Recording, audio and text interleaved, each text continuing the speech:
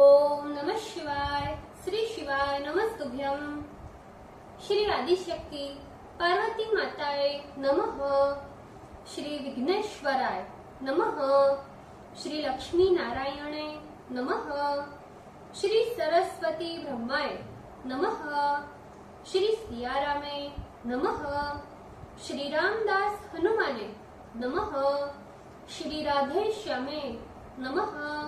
हे शिवजी, તમારી કૃપાથી હું આ શિવ પુરાણ વાંચી રહી છું અને તમામ દર્શકો આ શિવ પુરાણ સાંભળી રહ્યા છે। અમે બધા આ શિવ પુરાણનું જ્ઞાન પ્રાપ્ત કરી શકીએ એટલી શક્તિ પ્રદાન કરજો અને શિવ પુરાણનું તેજ સહી શકીએ એટલી ક્ષમતા પ્રદાન કરજો। હે વિઘ્નેશ્વર ગણપતિ બાપ્પા, તમે શિવ પુરાણના વંચનમાં આવતા તમામ વિઘ્ન હરજો। हे कृष्ण मनोहारिणी राधा जी, हे श्याम सुंदर, हे सिया राम जी, हे रामदास हनुमान जी, તમે શિવ પુરાણ સાંભળવા જરૂર પધારજો અને મારા હૃદયમાં સ્થાન ગ્રહણ કરજો। ઓમ નમઃ શિવાય। શ્રી શિવાય નમસ્તુભ્યમ। દ્વિતીય સંહિતા तृतीय खंड पंचविंशों अध्याय पार्वती की तपस परीक्षा हेतु सप्त ऋषियों का हिमालय गमन, पेज नंबर 548। नारद जी बोले, हे ब्रह्मन, जब विधाता एवं विष्णु आदि सब देवता अपने अपने स्थानों को चले गए तब क्या हुआ? शिव जी ने फिर क्या किया और फिर कितने दिन के बाद पार्वती को वर देने के लिए आए और उन्होंने फिर क्या वर दिया, उससे आप सहप्रेम कहिए। ब्रह्मा जी कहने लगे, जब ब्रह्मादि सभी देवता अपने अपने आश्रमों को चले गए तब पार्वती की तपस्या हेतु शिव जी पुनः समाधिष्ठ हुए। उन्होंने अपनी आत्मा से ही आत्मा में परातत्पर निर्विग्रह आत्मस्थित ज्योति को धारण कर विचार किया। वस्तुतः वे शिव ही भगवान है, ईश्वर है, वृषध्वज, अविज्ञात गति, जगत दृष्टा, हर एवं परमेश्वर है। ब्रह्मा जी बोले, हे तात, उसी समय पार्वती ने भी महाघोर तपस्या प्रारंभ की, जिससे शंकर भी अत्यंत विस्मित हो उठे। यद्यपि वे भक्त परतंत्र परमात्मा कभी भी समाधि से विचलित नहीं हुए, किंतु उस समय वे भी पार्वती की तपस्या द्वारा समाधि से विचलित हो गए। उन जगत दृष्टा ने वशिष्ठ आदि सप्त ऋषियों का स्मरण किया। वे सप्त ऋषिगण शिव के स्मरण करते ही नाना प्रकार के विधियों का वर्णन करते हुए प्रसन्नता से वहां जाकर उपस्थित हो गए। उन्होंने महेश्वर को प्रणाम कर हर्ष पूर्वक गदगद वाणी से सिर झुकाते हुए महेश्वर की स्तुति करने लगे। सप्त ऋषिगण बोले, हे देवदेव, हे महादेव, हे करुणा सागर, हे प्रभु, आज हम लोग धन्य हो गए जो आपने हमारा स्मरण किया। हे नाथ, आपने किस लिए हम लोगों का स्मरण किया, आज्ञा दीजिए। और हे स्वामी, अपने दास के समान ही हम लोगों पर कृपा कीजिए, आपको प्रणाम है। ब्रह्मा जी बोले, करुणा निधि सदाशिव, मुनियों की विज्ञप्ति को सुनकर विकसित कमल के समान विशाल नेत्रों से प्रीति प्रकट करते हुए हंसकर कहने लगे, हे सप्तऋषिगण, तुम लोग तो सर्वज्ञान में विचक्षण तथा हमारे हित करने वाले हो। हे तात, मेरी बात सुनो। गौरी शिखर नामक पर्वत पर देवेशी पार्वती गिरिजा अत्यंत दुष्ट दृढ़तम से तपस्या कर रही है। हे ऋषियों, सखियों से सेवित वो अपनी सारी कामनाओं को त्याग कर बड़ी दृढ़ता के साथ मुझे अपना पति बनाने के उद्देश्य से घोर तपस्या में संलग्न है। हे मुनिश्रेष्ठों, तुम लोग मेरी आज्ञा से वहां जाओ और उनके प्रेम का एवं दृढ़ता की परीक्षा करो। हे सुव्रत मुनिगण, ये मेरी आज्ञा है कि आप लोग छल युक्त वचन कहकर उसकी हर प्रकार से वंचना करना मेरी इस आज्ञा से संशय मत करना। ब्रह्मा जी बोले, शिव की आज्ञा पाते ही मुनिगण तत्क्षण उस स्थान को गए जहाँ जगत माता पर्वतराज पुत्री तपस्या कर रही थी।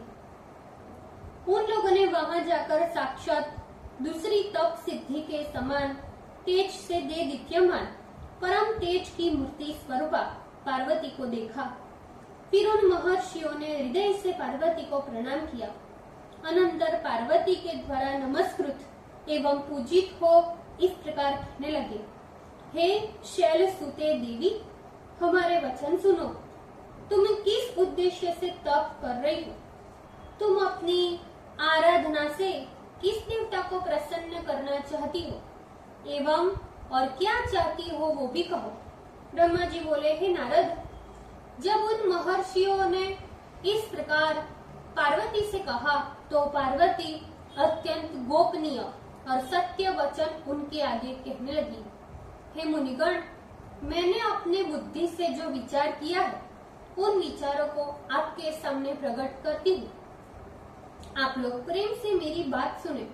यद्यपि आप लोग मेरी असंभव बात सुनकर परिहास भी करेंगे, इसलिए उसे कहने में भी मुझे तो संकोच हो रहा है, पर मैं क्या करूं? आप लोगों के पूछने पर कह रही हूँ। मेरा ये मन बड़ी दृढ़ता से हठ पूर्वक दूसरे के वश में हो गया है और जल के ऊपर बहुत ऊंची भीत उठाना चाहता है। सदाशिव ही मेरे पति हो और ये मेरा दृढ़ मनोरथ है। इसी उद्देश्य से देवर्षि नारद की आज्ञानुसार ये कठिन तप कर रही हूँ। इस मेरे मन रूपी पक्षी को यद्यपि पंख नहीं है, फिर भी ये हठ पूर्वक आकाश में उड़ना चाहता है। शंकर जी करुणा सागर है, वे मेरी आशा को अवश्य पूर्ण करेंगे। ब्रह्मा जी बोले, इस प्रकार पार्वती के वचन सुनकर वे मुनि हंसकर प्रीतिपूर्वक गिरिजा का आदर करते हुए झूठा एवं छल युक्त वचन कहने लगे। ऋषिगण बोलने लगे, व्यर्थ ही अपने को पंडित मानने वाले उस नीच नारद का चरित्र तो हम लोग ही जानते हैं। हे पर्वतराज पुत्री, तुम बुद्धिमती होकर भी उसके बहकावे में भला कैसे आ गई? वो नारद तो महा झूठा है और दूसरे के चित्त को भुलावे में डाल देता है। उसकी बुद्धि और बात सुनने से भी मनुष्यों की हानि हो जाती है। उस नारद के विषय में एक बड़ा सुंदर इतिहास हम लोग कहते हैं, उसे तुम सुनो और सह प्रेम हृदय में धारण करो। ब्रह्मा के पुत्र दक्ष ने अपने पिता की आज्ञा से 10 सहस्त्र पुत्र उत्पन्न किए और उनको तप के कार्य में नियुक्त किया। पिता की आज्ञा से वे दक्ष पुत्र पश्चिम दिशा में नारायण सरोवर पर तप करने हेतु गए। देव योग से नारद भी वहां पहुंच गए। उन नारद ने उन्हें झूठा उपदेश देकर विरक्त कर दिया, जिससे लौटकर वे पुनः अपने पिता के पास गए ही नहीं। इस समाचार से दक्ष तो अत्यंत खिन्न हो गए। ब्रह्मदेव ने उन्हें धैर्य प्रदान किया। तदंतर उन्होंने पुनः 1000 पुत्र उत्पन्न किए और उन्हें भी तप कार्य में नियुक्त किया। वे भी अपने पिता की आज्ञा लेकर वही तप करने के लिए गए।